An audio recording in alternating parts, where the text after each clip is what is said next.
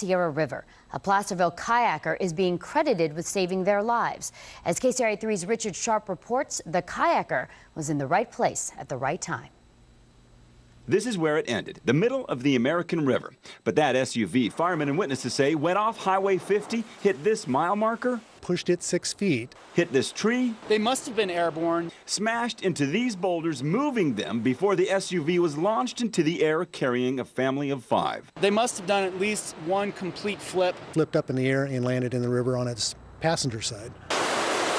Mark Divittorio is a real estate agent who loves to kayak and has had emergency medical training. It's fortuitous that they didn't actually land on me. I was kayaking right there, moments before they plunged off this cliff and landed right there in the river.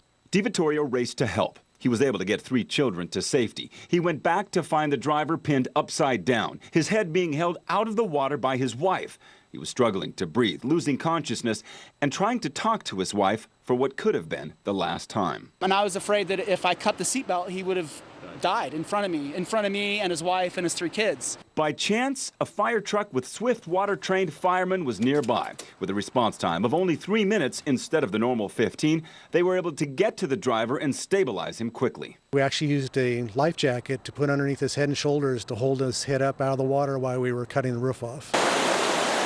All this in ice-cold water, but the family is lucky. The lack of rainfall this year actually worked in favor of this family. The water wasn't as high as it normally is, wasn't as swift as it normally is. All 5 family members were taken to area hospitals, firefighters say. Only the driver suffered major injuries. He wanted to live. He wanted to be with his family. In the Sierra, Richard Sharp, KCRA 3 reports.